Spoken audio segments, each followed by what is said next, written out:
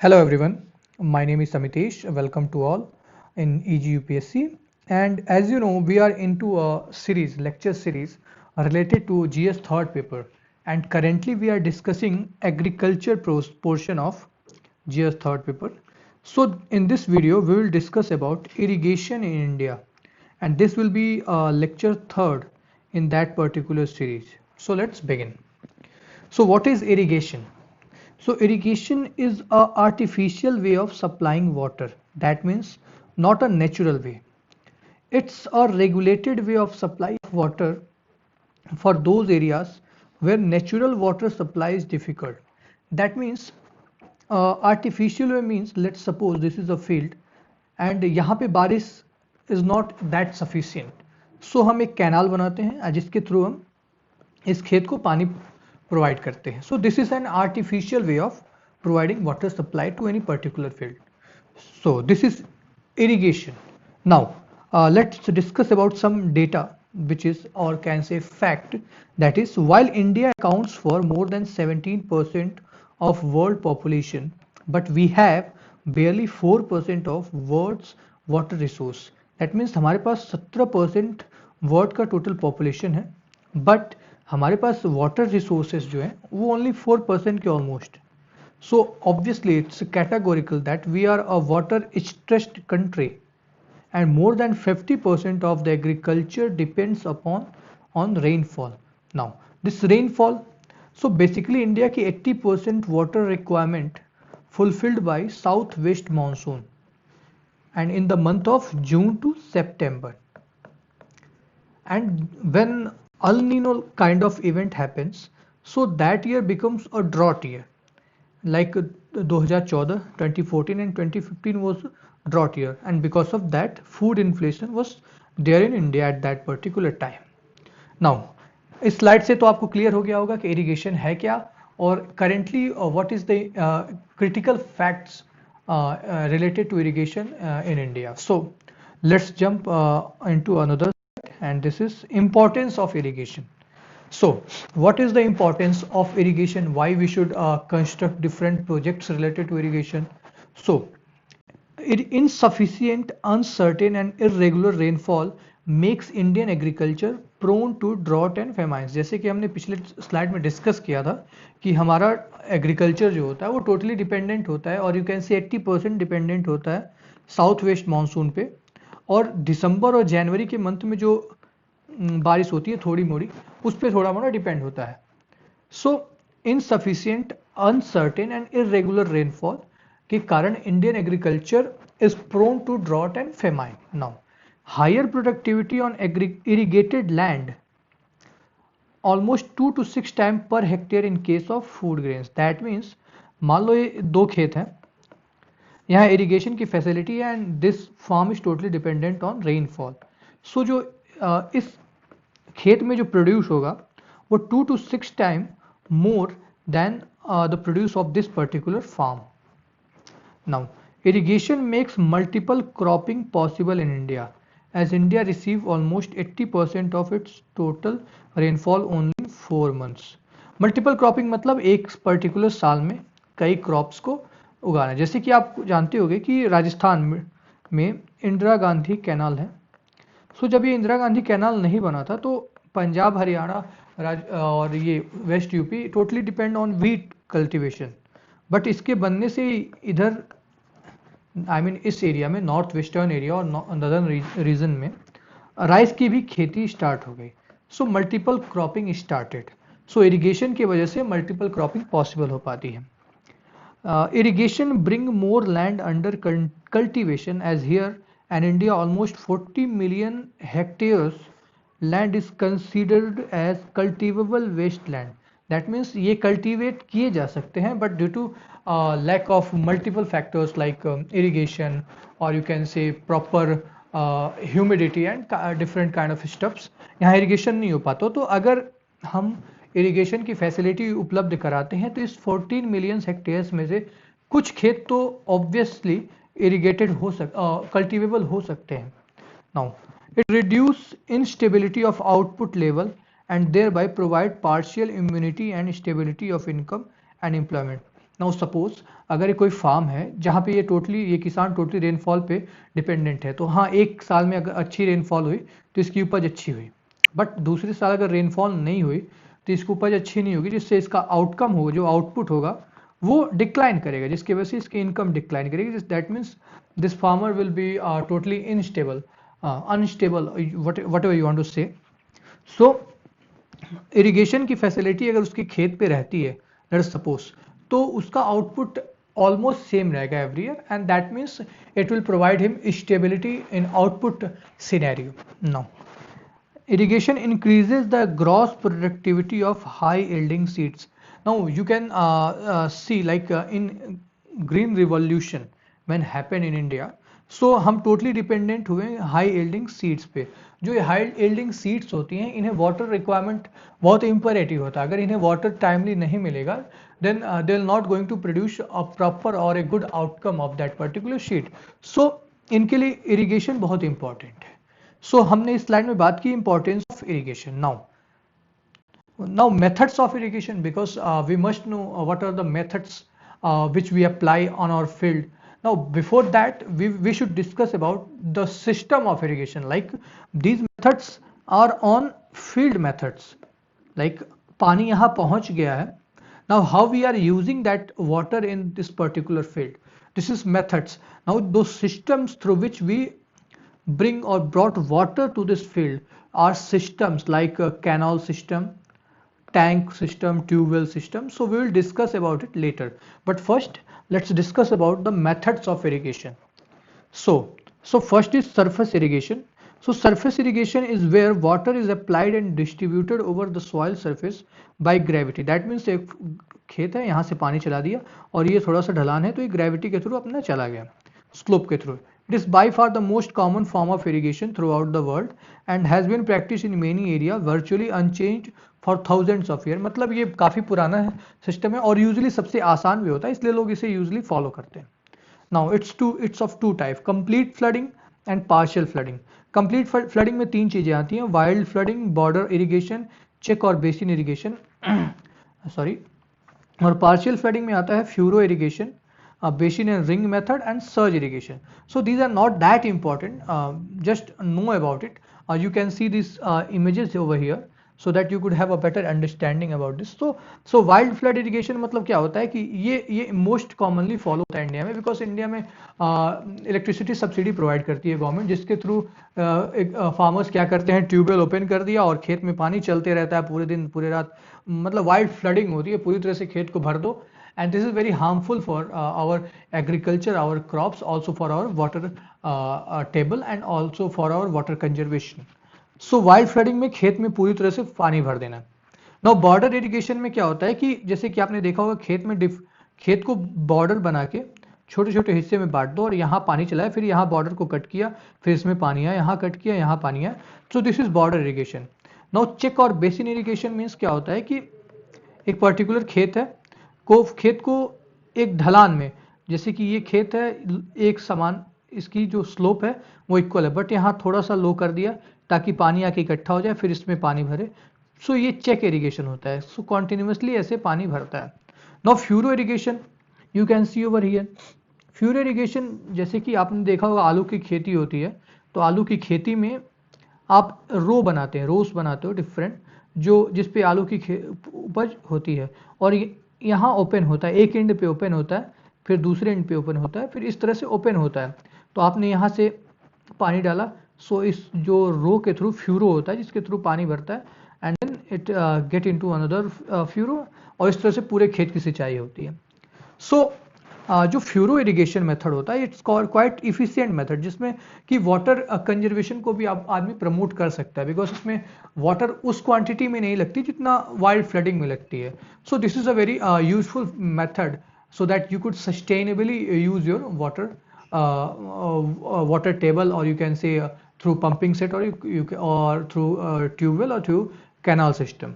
Now we discussed about this whole slide earlier. So what is the systems of irrigation? So well irrigation, well means dug well होता है and tube well होता है। Tube well means आपने देखा होगा गांव में कि खेत के पास में एक गहरा 30 से 50 मीटर का, और यू कैन से फीट का एक पतला सा पतला सा ड्रिलिंग की जाती है जिसके थ्रू पानी एक मोटर के थ्रू पानी खेत में फ्लो किया जाता है। और दूसरा होता है डग वेल, जो बेसिकली 15 मीटर्स तक का होता है, जिसे बेसिकली ड्रिंकिंग के लिए यूज किया जाता है। So these both are used quite prominently. That means 62% of net irrigated area is under these two. Now peninsular part is not suitable because rocky structure and uneven surface. ये जो dug well और tubewell होते हैं ये peninsular part में, that means in southern India it can't be applied because ये काफ़ी Gondwana land के थ्रू काफ़ी रॉकी स्ट्रक्चर होता है और अनइवन सरफेस के कारण यहाँ डिगिंग पॉसिबल नहीं है, इसलिए well irrigation is not that much prominent in southern India. Now Uttar Pradesh has highest number of tubewell, Uttar Pradesh में सबसे ज़्यादा ट्यूबवेल्स हैं, and Madhya Pradesh has highest number of dugwells, और मध्य प्रदेश में डगवेल्स सबसे ज़्यादा हैं। Now will discuss about canal irrigation. So it's the second most popular irrigation system after well irrigation. Canals are helpful in those regions where perennial rivers means ऐसे rivers जिसमें 24/7 और you can say पूरे साल पानी रहता है, जैसे कि गंगा यमुना, क्योंकि ग्लेशियल वाटर्स के थ्रू आती हैं पानी इसमें, सो दैट्स वाई ये पेरेनियल रिवर्स होती हैं, are not present like Indira Gandhi canal. So जैसे कि इंदिरा गांधी कैनाल राजस्थान में पड़ता है, तो यहाँ ऐसी कोई रिवर नहीं है पेरेनियल रिवर जिसमें 24/7 और पूरे साल पानी रहता हो, इसलिए Indira Gandhi canal is a very helpful method for irrigation in this particular states. Now it serve dual purpose in providing irrigation as well as flood control facility. Now ये कैनाल्स जो होते हैं वो दो टाइप के होते हैं, टू टाइप्स के। एक इनंडेशन कैनाल होते हैं जिनका बेसिकली पर्पस होता है कि अगर मान लो आप ये कोई डैम बना हुआ है किसी रिवर पे, ये रिजर्वायर है, वाटर रिजर्वायर, और यहाँ से टाइमली पानी छोड़ा जाता है और यहाँ से कैनाल्स बनाई जाती हैं, let's suppose.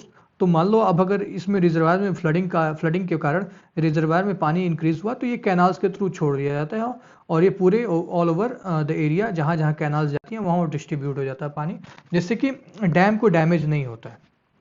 So this is inundation canal. Now permanent canal means जो basically continuous source of water supply, और पेरेनियल कैनाल भी कहते हैं जिससे की खेती वगैरह के लिए यूजफुल होता है। So this is canal irrigation.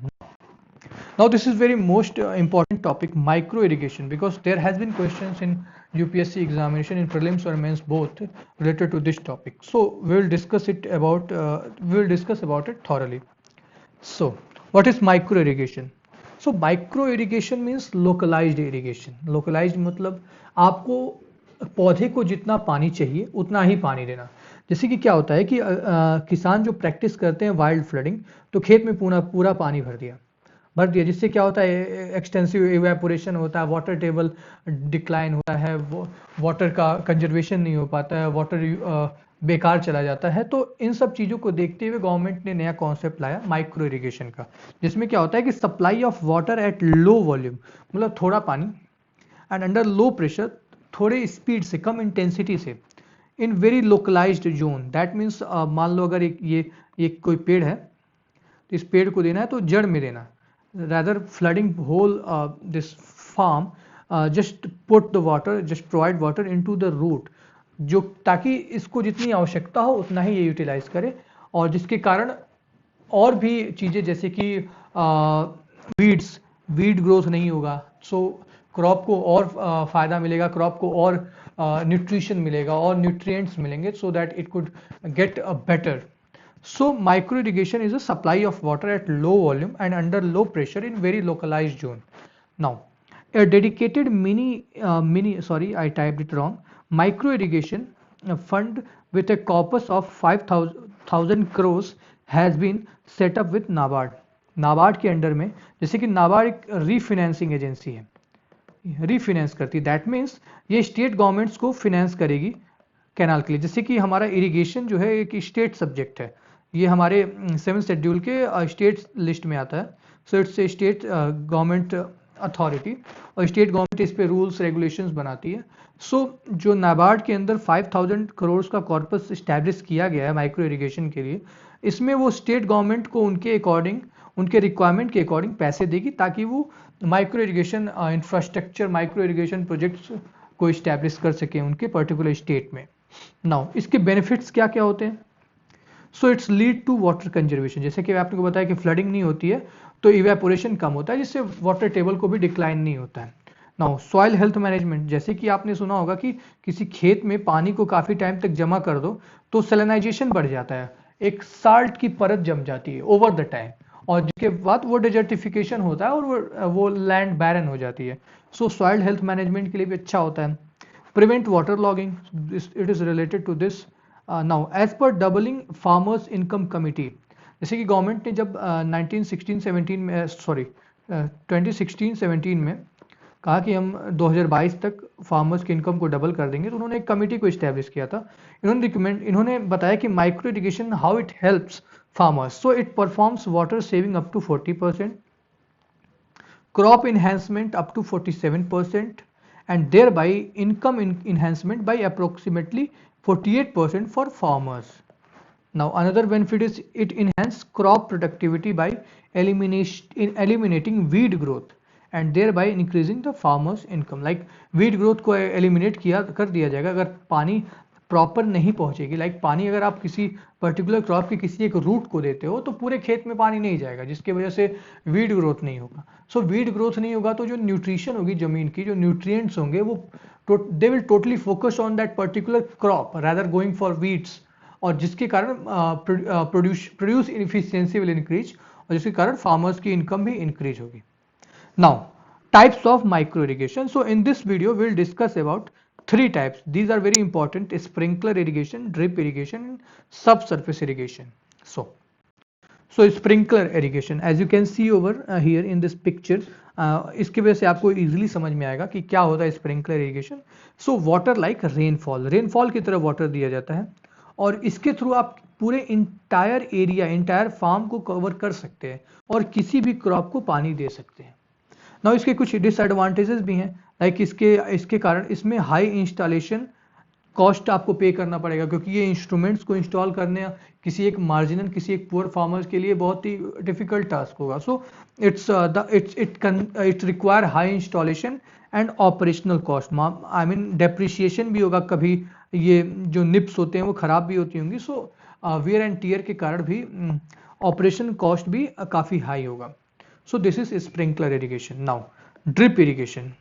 So drip irrigation means, drip irrigation में क्या होता है कि मान लो ये पौधे लगे हुए हैं लाइन से, तो इनके जड़ों के पास में एक पतली सी पाइप जिसमें एक पर्टिकुलर डिस्टेंस पे छोटे छोटे होल्स बने होते हैं जिसके थ्रू पानी ड्रिप करता है।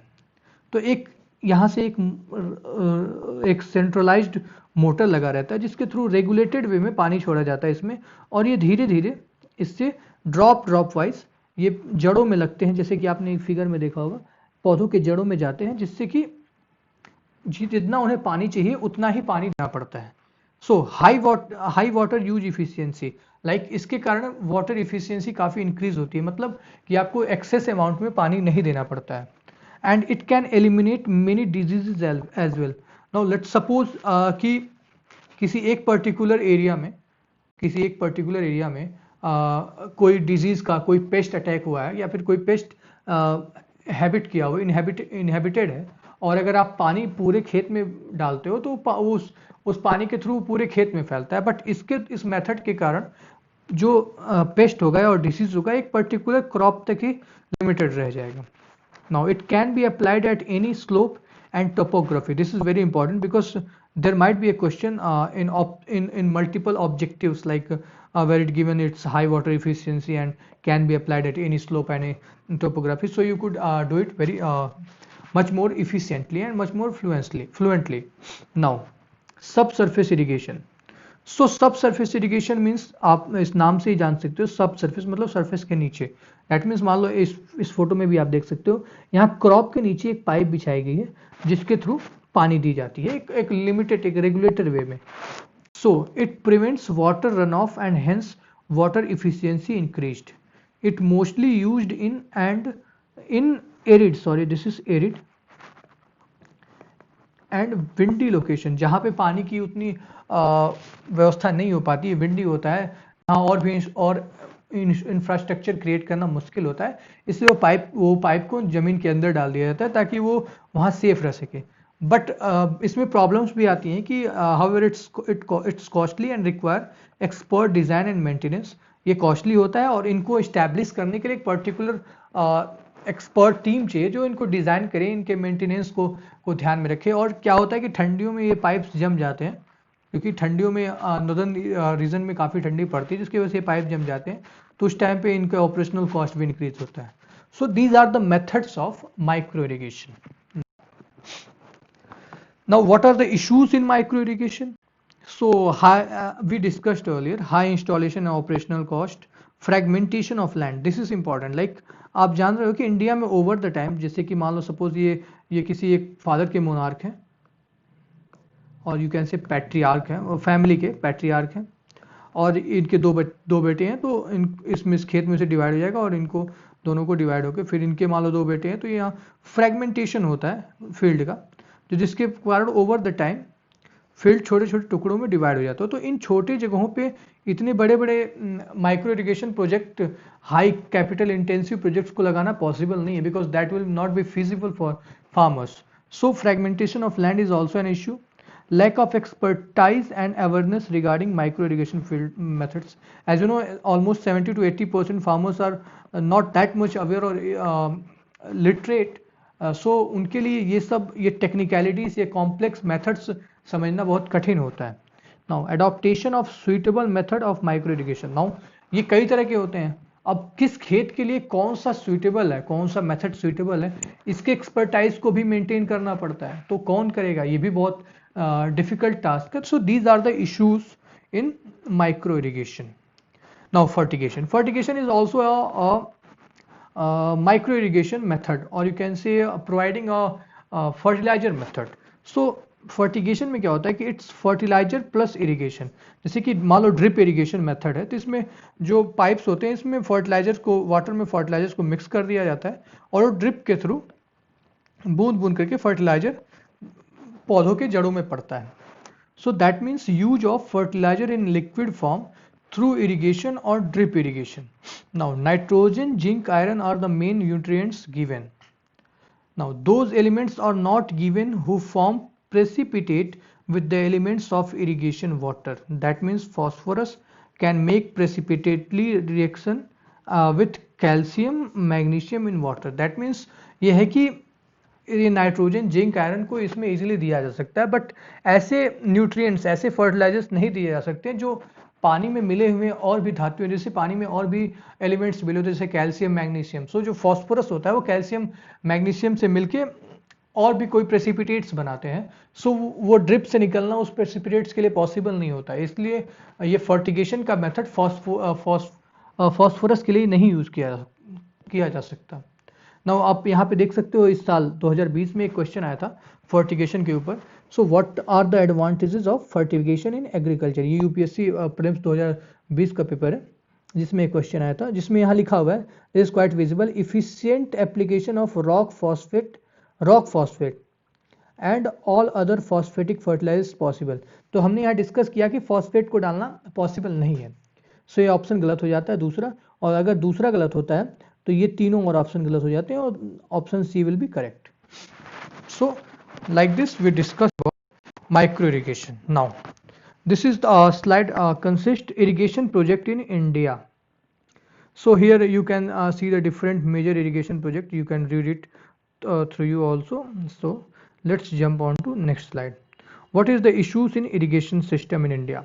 So first is delays in completion of project. जैसे कि आपको पता होगा कि इंडिया में कोई भी काम टाइम पे नहीं होता है, तो जैसे कि एक मेजर प्रोजेक्ट है, मेजर कोई इरिगेशन का प्रोजेक्ट है, उसका जेस्टेशन पीरियड जो होता है वो ऑलमोस्ट 15 to 20 ईयर्स होता है। दैट मीन्स ये 15 से 20 साल में बन जाते हैं, बट इंडिया में क्या होता है कि ऑलमोस्ट 30 to 40 ईयर्स लगते हैं, जिसके कारण इनके कॉस्ट भी काफ़ी बढ़ जाते हैं। मान लो वहाँ पे लोगों को हटाया गया, वहाँ लोगों को कहीं और रिहेबिलिटेट किया, तो उनके साथ भी दिक्कतें बढ़ जाती हैं। So these are the problems which comes in to irrigation system in India. Now inter state water dispute, अब जैसे कि इंडिया में आपने देखा होगा कि मैक्सिमम जो रिवर्स हैं जैसे कि सतलज या फिर इंडस रिवर हुआ, सिमिलरली कावेरी रिवर, जैसे कावेरी रिवर पे काफ़ी हंगामा चलता रहता है केरला कर्नाटका तमिलनाडु में, जैसे केरला हो गया, कर्नाटका हो गया, तमिलनाडु हो गया। सो इनके बीच में चलता रहता है हमेशा कावेरी रिवर के वाटर डिस्प्यूट के। तो जो इंटर स्टेट वाटर डिस्प्यूट होता है ये भी एक प्रोमिनेंट इशू प्ले करता है इरिगेशन सिस्टम में। नो रीजनल डिस्पैरिटी इन इरिगेशन, लाइक इरिगेशन सिस्टम जो है वो नॉर्दर्न रीजन में काफ़ी, नॉर्दर्न इंडिया में काफ़ी वेल इस्टेब्लिश्ड है। That means almost 93 to 94% expansion है नॉर्दर्न इंडिया में, in comparison to southern India ये 53% है। और अगर हम नॉर्थ ईस्ट रीजन में देखें, नॉर्थ ईस्ट इंडिया में, तो it's almost 23%। Similarly losses in operating irrigation project, जैसे कि हमने बताया कि यहाँ पे डिले हो जाता है, तो डिले के कारण लॉसेस काफ़ी फेस करनी पड़ती हैं। Ageing of infrastructure and increased siltation, जैसे कि हमारे यहाँ की जो भी डैम्स है, maximum 60% of the dams more than 3 decades old, मतलब 30 साल 40 साल पुराने हैं। तो इनके क्या होता है कि जो इंफ्रास्ट्रक्चर है, जो सॉरी जो हमने इंफ्रास्ट्रक्चर क्रिएट किया वो ओवर द टाइम वीक होने लगता है। एंड ऑल्सो जो रिजर्वायर्स बनते हैं, मान लो ये डैम बना है तो यहाँ डैम को, पानी को जब रोकते हैं तो यहाँ रिजर्वायर बनता है, तो ओवर द टाइम जो सेडिमेंट्स नदियाँ लेकर आती हैं वो यहाँ जमा होती हैं, जो इस डैम के थ्रू आगे तो नहीं जाती हैं। सो ये सिल्टेशन हो जाता है, यहाँ पे सिल्ट जमा हो जाता है नीचे, तो ये भी एक इशू फेस होती है इंडियन इरिगेशन सिस्टम में। Now tailender deprivation, that means मान लो एक कैनाल सिस्टम बना हुआ है, ये कैनाल, तो जो कैनाल पूरे ऑल ओवर द स्टेट फैला हुआ है, लेकिन ये कैनाल कहीं खत्म तो होता होगा, तो जो यहाँ अंत में जो जिन किसानों का जमीन होगा उनको पानी दैट मच अमाउंट में नहीं मिल पाता, उन्हें प्रॉपर पानी और टाइमली पानी नहीं मिल पाता, क्योंकि पूरा पानी बीच में ही यूटिलाइज हो जाता है। So this is also an issue in irrigation system in India. Now what are the government initiatives in irrigation in India? So 2015 में गवर्नमेंट ने स्टार्ट किया था प्रधानमंत्री कृषि सिंचाई योजना। सो this is a very important scheme, and there has been question in UPSC related to it. So it's launched in 2015 and formulated amalgamating ongoing schemes like accelerated irrigation benefit program, integrated watershed management program and on-farm water management component of national mission on sustainable agriculture। आपको ये तीनों चारों schemes को बस याद करना, नाम को, इनके डिटेल्स के बारे में जानने की कोई ज़रूरत नहीं है, बस आप याद कर लीजिए बिकॉज प्रीलिम्स में से क्वेश्चंस आ सकते हैं। नाउ इसके ऑब्जेक्टिव्स क्या क्या हैं? To achieve convergence of investment in irrigation at field level, like convergence of investment in irrigation. तो आप जानते होंगे कि अगर कहीं इरिगेशन प्रोजेक्ट किसी पर्टिकुलर स्टेट में होता है तो वहाँ स्टेट एजेंसीज होती हैं, मनरेगा के वर्कर्स होते हैं, डिफरेंट लोकल बॉडीज़ होती हैं, लोकल कमिटीज़ होती हैं जो इनको डायरेक्ट करती हैं और यहाँ पे इन्वेस्टमेंट्स करती हैं। इन्वेस्टमेंट इन द सेंस कि monetary investment, expertise investment. So this investment we are talking about here and it expand cultivable area under assured irrigation. हर खेत को पानी, मतलब हर खेत, जो खेत है, मान लो कोई फार्म है, उनको वहाँ तक इरिगेशन कनेक्टिविटी पहुँचाने की ऑब्जेक्टिव है इसकी। अगला ऑब्जेक्टिव है कि to enhance recharge of aquifers and introduce sustainable water conservation practices. That means recharge of aquifers, जैसे कि जो टैंक्स होते हैं, पॉन्ड्स होते हैं, तालाब होते हैं, उनका रिचार्ज करना। और जो irrigation sustainable water conservation means आप वाटरशेड प्रोजेक्ट्स लगाइए, जो बारिश का पानी होता है उसको कंजर्व करिए और उनको इन एक्वाइफर से लिंक करिए ताकि जो पानी की वाटर रिप्लेनिशमेंट होती है वो रेगुलरली होती रहे और ये साइकिल चलता रहे। Now another objective is to explore the feasibility of reusing treated municipal waste water for peri urban agriculture. That means जो जैसे कि सीवेज होता है बड़े बड़े शहरों में, तो उसके पानी को ट्रीट करके दोबारा एग्रीकल्चर में यूज करना, एक ये भी ऑब्जेक्टिव है इसका। And another objective is to attract greater private investment in irrigation. That means dam creation, canal creation में प्राइवेट इन्वेस्टमेंट को भी प्रमोट किया जाए।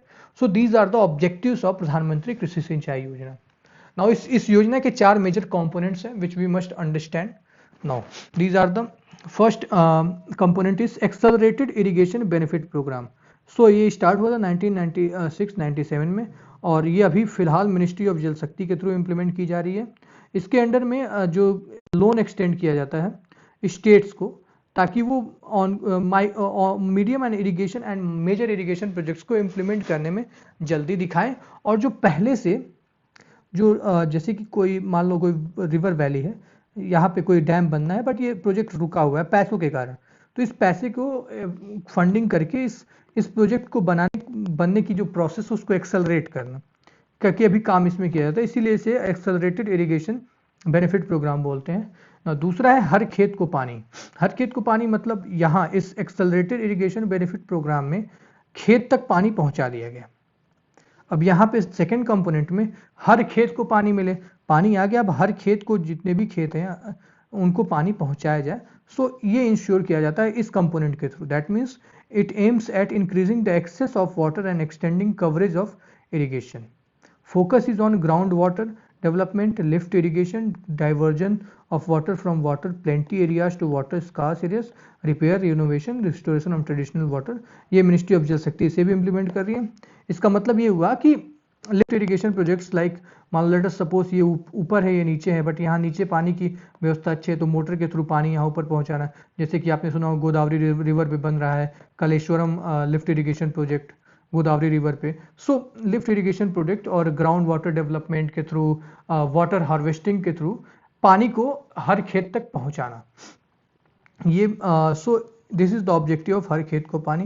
नाउ तीसरा जो सेक्शन और तीसरा कंपोनेंट है प्रधानमंत्री कृषि सिंचाई योजना का, वो है मोर क्रॉप पर ड्रॉप। मतलब अब यहाँ पे खेत में पानी पहुंच गया, अब खेत में पानी पहुंचने में, sorry for this inconvenience, now इस खेत में पानी पहुंचने में जो per drop,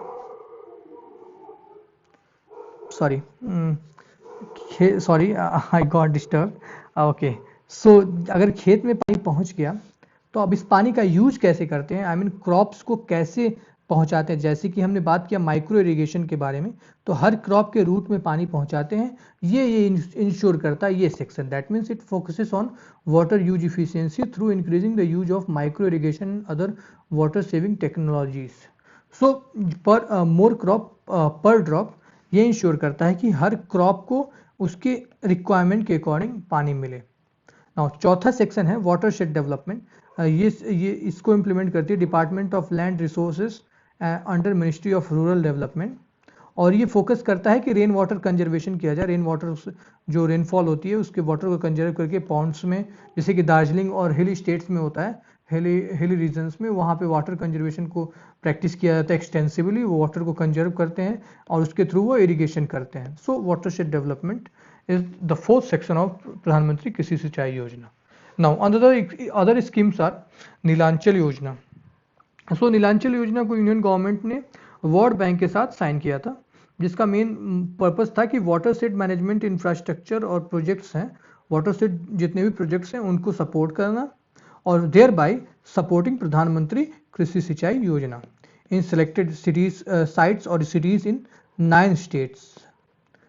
So these states are Andhra, Gujarat, and there are multiple states, almost 9. Now another scheme is Kusum scheme. ये बजट में गवर्नमेंट ने अनाउंस किया था बजट में, जिसका पर्पस था कि किसानों के इनकम को इंक्रीज करना।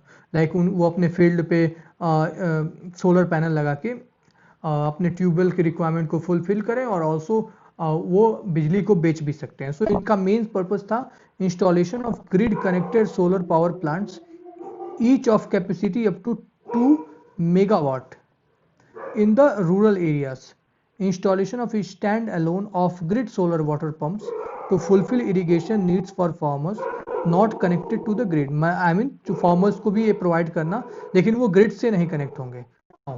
Solarization of existing grid connected agriculture pumps to make farmers independent of grid supply and also enable them to sell surplus solar power generated to discoms। that means अगर कोई solar pump है जिसके through irrigation होता है, वो grid से connected है, तो इसको सोलर पंप नहीं, एक नॉर्मल पंप है एग्रीकल्चर का पंप, और ये ग्रिड से कनेक्टेड है, तो इसका सोलराइजेशन करना। दैट मीन्स इसको बिजली से कट करके इस पे सोलर पैनल्स लगा के और यहाँ पे भी बिजली को जनरेट करना, जिसके थ्रू एग्रीकल्चर रिक्वायरमेंट भी फुलफिल होंगी और वो जो किसान होगा वो एक्सेस सप्लाई को डिस्कॉम्स को बेच सकता है, जो सप्लाई करती हैं वाटर को, प्राइवेट इंस्टीट्यूशंस होती हैं जो सप्लाई वाटर इलेक्ट्रिसिटी को जो सप्लाई करती हैं डिस्कॉम्स, उनको वो बेच सके ताकि वो उसको एक्स्ट्रा इनकम जनरेट हो सके। Now fourth one is solarization of tubewells and lift irrigation projects of the government sector. That means जो ट्यूबवेल्स हैं, गवर्नमेंट सेक्टर के ट्यूबवेल्स हैं, जो लिफ्ट इरिगेशन प्रोजेक्ट्स हैं, उनका भी सोलराइजेशन करना, ताकि उन्हें भी अल्टीमेटली जो सोलर ग्रिड है उसके थ्रू कनेक्ट करके इलेक्ट्रिसिटी को भी इन्हेंस करना और thereby Paris climate agreement के जो रिक्वायरमेंट्स हैं और जो भी हमारे हमारे खुद के और सस्टेनेबल डेवलपमेंट गोल्स हैं उनको फुलफिल करने में हेल्प करना। So these are the government initiatives which we discussed, and thereby we are going to end this whole session, because here we discussed everything related to irrigation in India, and you don't need to read anything else, or you can say basic thing, because हमने यहाँ basic सारी basic चीज़ों को discuss कर दिया। अब आपको इसमें करंट अफेयर्स को ऐड करना है ताकि आप डायनेमिक क्वेश्चंस जो एग्जामिनेशन में आएंगे उनको सॉल्व कर सकें। Sorry for this noisy inconvenience. Thank you so much, have a good night.